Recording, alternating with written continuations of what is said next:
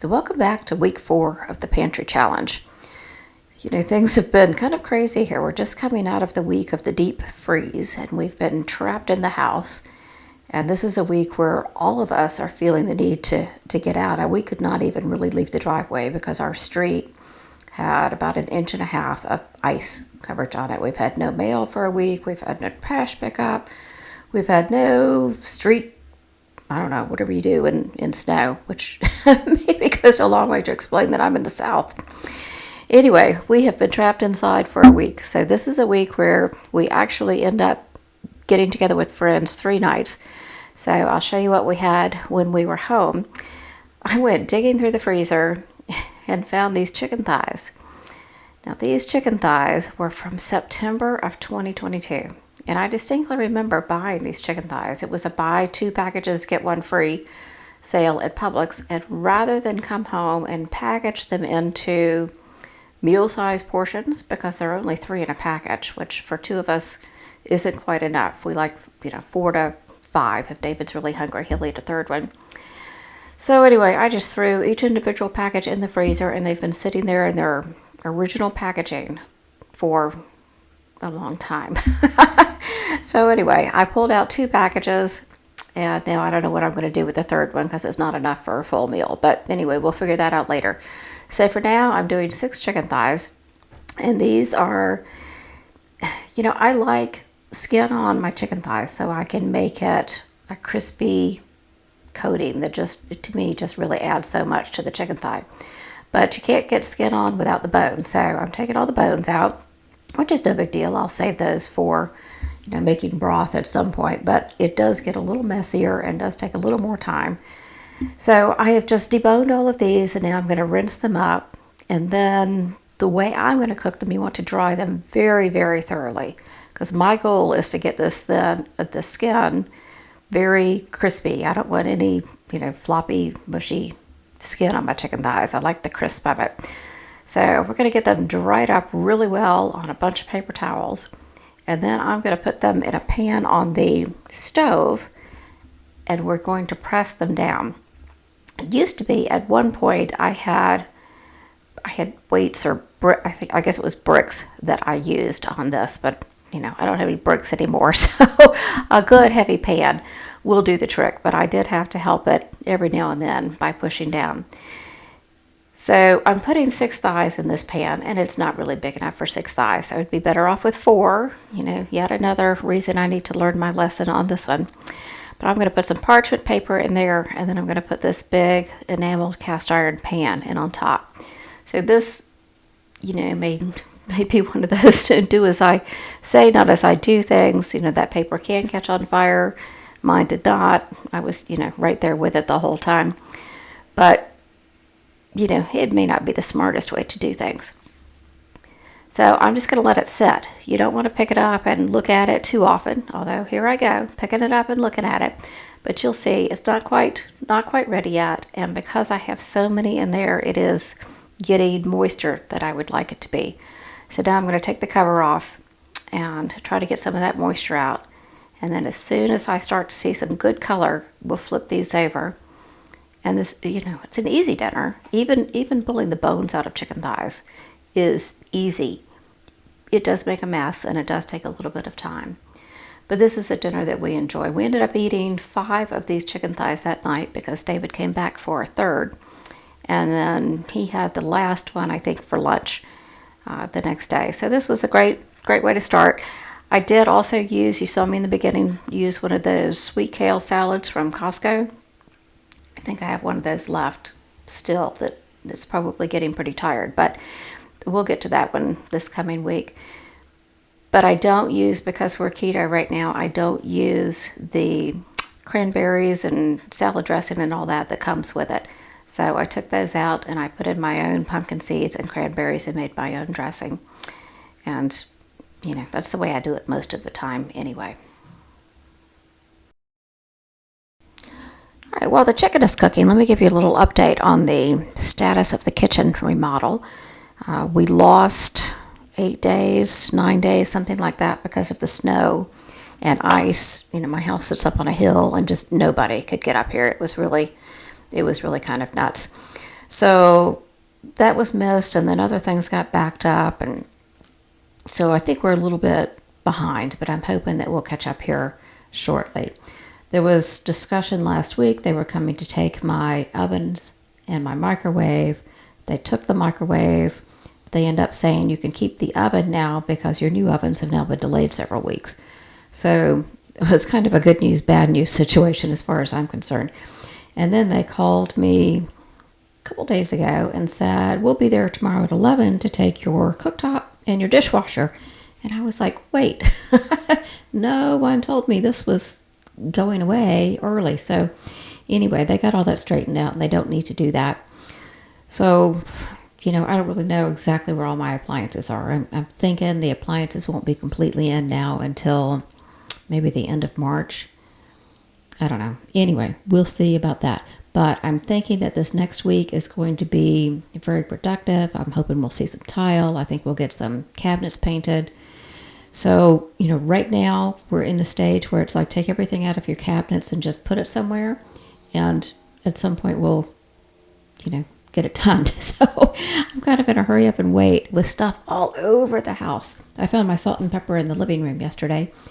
So it's one of those where, you just kind of grin and bear it because the end result is going to be so worth it. And everybody has been fantastic on this team that's working on my house. So I could not be more grateful.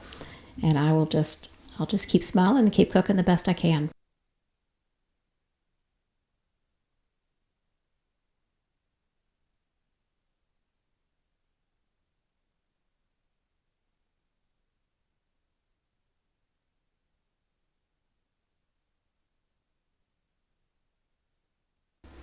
All right, let's move on to the next dinner that we had this week at home. This is one I had planned to make last week and just didn't get to it. I had too many other things that needed to be eaten. So this is that kale that I picked just before the snow. And I'll tell you, the curly leaf kale out in my garden actually survived under, I don't know, I think we ended up having 8 or 9 inches of snow, and it was frozen solid for 8 days. So I think it's going to be fine. The other kale I had out there is a goner. I think the cabbage is a goner. Certainly the broccoli is a goner.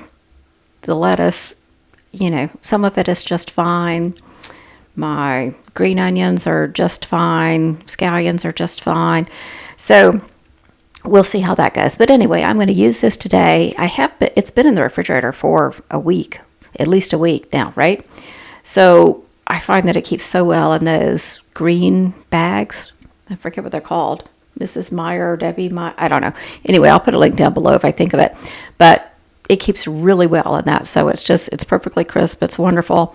I'm going to make some kale chips out of this since we just had a salad the night before. And I have found these, there they are. Those kale chips are so good. They're nice and spicy and cheesy. Anyway, I'll link that recipe down below too. So I found these, I think they're called all beef Polish sausages or something. I don't know. They looked like hot dogs. So I thought, yeah, we're going to treat them as a hot dog. And I have these hero buns, these hot dog buns that are no carbs. So we're going to try those tonight. And I've got these hot dogs. I have the sweet pickle relish left over from, what was that left? Oh, the Reuben sandwich when I made the Thousand Island dressing. So, and I had a little bit of onion left in the fridge from something last week. So we're going to go ahead and just have a fun, easy, I don't know, kid-friendly meal, I guess. So we both enjoyed this. It was a good one. So every time I have a hot dog or, something closely resembling a hot dog, I think about a place in Atlanta called the Varsity. Used to be at one point, may still be, I don't even know if they still do the drive-in part anymore, but it used to be billed as the world's largest drive-in. It's been around since I was a kid. I grew up there, special treats, we had birthday parties, whatever. But you go in and you get a hot dog, and the way they serve it as a standard dog is mustard, raw onion, and chili. But hot dog chili, at least in the South, at least at the Varsity, is kind of different than regular chili. So I found myself really wishing for some of that. So I'm going to put that on my list of things I want to can this year, some hot dog chili. So I hope you'll come back and see that, and then we'll do this whole dinner again. All right, this next dinner coming up, this is another recipe I'm testing, as you can tell from the label here. So it's called Birria Tacos. So I'm going to turn it into a quesadilla. And unfortunately, I don't know what happened, if I didn't hit record when I moved over to the stove, or I don't know. I don't know what happened to that clip. So you get the opening of the jar here, and then I'll show you a picture of the end result. It was pretty good, though. I would like to alter the flavors a little bit, so I think I'm going to give this one another couple of rounds of testing. And we'll see. It was a nice flavor change. It didn't taste like any of the other, taco filling meats or quesadilla filling meats or enchilada, whatever, that I make. So it's interesting. I do need to tweak it just a little bit, but I'll make that for you. So here's the final end result. And we have it with some of the guacamole I had in the fridge and some salsa verde. So it was really, it was good. It was different. You'll see it at some point, I'm sure. All right, now I'm getting ready to go to a girlfriend's birthday party. She's turning 60, and a bunch of us are getting together to celebrate her. And we all need to bring an appetizer. So I'm going to bring my buffalo chicken dip, which is so good. I mean, it's just really good. It's one of our favorite things to have around here for Super Bowl or, whatever. I always try to make this. So I'm going to use a couple of cans of home canned chicken, which is absolutely perfect for this. I'll post the recipe down below. I think it calls for 1.5 pounds. 2 jars is about perfect.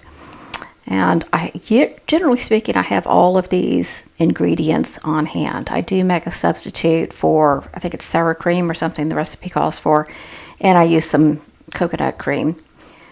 But this is delicious. And so because I'm going to this party tonight, and it is a girls only party, I'm going to make David his very own little buffalo chicken dip, and he's very excited about this. Now, I served this with the almond crackers that I made for you a couple of weeks ago. So, if I weren't keto and I were going to have this, I might serve it with, some tortilla chips or even Fritos, which used to be my guilty pleasure. I haven't had a bag of Fritos in a very long time. But anyway, that would be delicious with this. And that, by the way, that lemon that you just saw there is the last of the Meyer lemons I picked a couple of weeks ago. So if you go take a look at this recipe when I post it, you'll see that it is a crock pot recipe. Well, because I don't need to cook the chicken, I can just make it all here, and then I'm just going to pop it in the oven to heat it up and get it toasty on the top. And then you want to give it a good long while to set up. So maybe 45 minutes in the oven and maybe 15 to 20 minutes to have it set up, because it does come out pretty creamy. But it is delicious, and I hope you'll give this a try.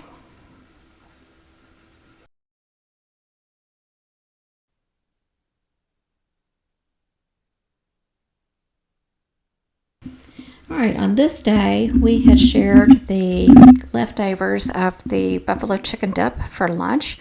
So neither of us was starving, but we were hungry enough and, needed a little something else. So I thought I'd make one of the easiest salads I do. These are microgreens from the basement, of course. So I've got the sunflower microgreens. I have some pea shoots in here. I have lots of the arugula and the mustard. So I'm just going to make a little salad out of that. I pulled out a jar of bacon.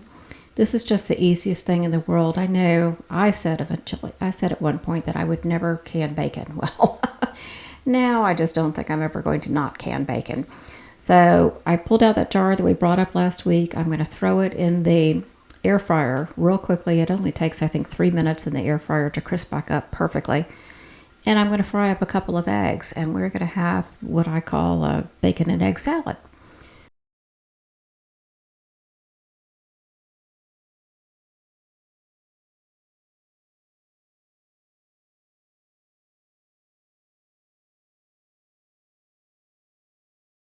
So this is a nice and light little salad, but because we do have the bacon and the egg in there, it is still filling and very satisfying. So I hope you'll give this one a try. It is super easy, super quick, and not expensive. So a note about the microgreens. It has been at least a couple of weeks that I've been harvesting microgreens, and I still have a ton of microgreens down there. I went down yesterday and I harvested many of the pea shoots. I still have sunflower. I still have a ton of arugula. I still have a ton of mustard. And we'll probably be eating off of those for at least another week. So that's a tremendous thing to keep your greens kind of coming in an easy to handle way. You know, it's not like you have 40 heads of lettuce down there, but it's coming out in plenty to keep us going. And I actually have a stash in the fridge right now. So we'll be eating on those. You just want to be sure that you give them some fertilizer. They're going to need some nutrition if you keep them around this long. There's my salad. Isn't it pretty? Okay, now I actually made this earlier in the week, but because it's a dessert, I'm going to save it for last. There is a product called Keto. I don't know, I forget what it's called. I'll put a picture up of it. Used to be available at Costco, and it's really good, but it was really expensive. So maybe 2 years ago, I guess, when I first saw it, I thought, okay, this is ridiculous. The ingredients are all normal things that I have in my pantry anyway, so I'm going to make this at home. And I came up with this Copycat recipe, and we love it. In fact, all my neighbors love it. Often, you know, they'll get this maybe with a home canned item or something at Christmas. But anyway, we think it is terrific. So I'll write up my recipe down below, but I wanted to give you some cost comparisons on this one. So I don't remember how much it was at Costco, but right now on Amazon, it is $21 for a 1 pound bag. $21 for 1 pound. I just, well, clearly I'm not going to do that. There's just no way. So I added up the cost of all the items to make this at home in a single batch. Do note that I'm making a double batch here, so I'll give you those numbers in a minute. But a single batch of this recipe is $10.30 if made at home. So making a double batch, I spent $21 on this, right? Which is the cost of 1 pound of this stuff on Keto. I made on Amazon. I made 3 pounds, 11 ounces, which would have been like $77 on Amazon. That's just crazy. So to me, making copycat recipes of those things you like that are unnecessarily expensive in the store or on Amazon or whatever, it just makes so much sense. Copycat recipes are really pretty easy. They give you all the ingredients on the back. You just kind of have to figure out, based on mini taste tests, I might add, how much of each you want to put in there. And it doesn't have to be exact. If you want to do a copycat recipe, it doesn't necessarily have to be exact. It just has to make you happy. So, you know, I urge you, if you find something you like but don't want to pay for it anymore, figure out a way to make it at home. This has been really great for us. So I make these little clusters, just like, you know, come out of the bag. And they freeze beautifully, absolutely beautifully. You can keep them in the fridge. I keep them in the freezer and then move out a bag every now and then, stick them in the fridge. You know, they will harden up very nicely, but I wouldn't leave them, if you heat your home this winter or whatever, I wouldn't necessarily leave them sitting out on the kitchen counter. I would keep them in the fridge. But so this is it. I'm going to take these, stick them in the freezer, flash freeze, and then put them together in a baggie and stash them. And we'll be eating on these for the next couple of weeks. Yep.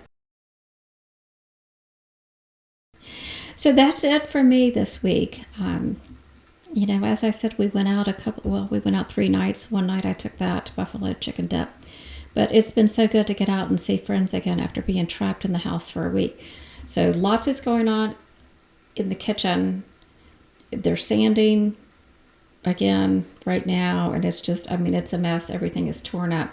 So I'm going to get in there as much as I can this week, and we'll see how that goes. There may be some, you know, real quick and easy things. They did take my microwave, so there's no microwaving going on. But I did manage so far to hold on to the rest of my appliances. I just have to dust everything. Absolutely everything. Every time I go in there, I'm dusting off the lid of my Birkia because it's covered with another coating of dust. So anyway, we will keep working at it, and I hope you had a great week, and I hope you're enjoying the pantry challenge. I hope things are starting to get a little challenging for you, because that's when we learn new ways to do things. So I'm hoping that this coming week, between the kitchen and dwindling supplies, will start to get a little challenging here. So I'll see you next time. Have a great week. Thank you so much for being here. Bye-bye.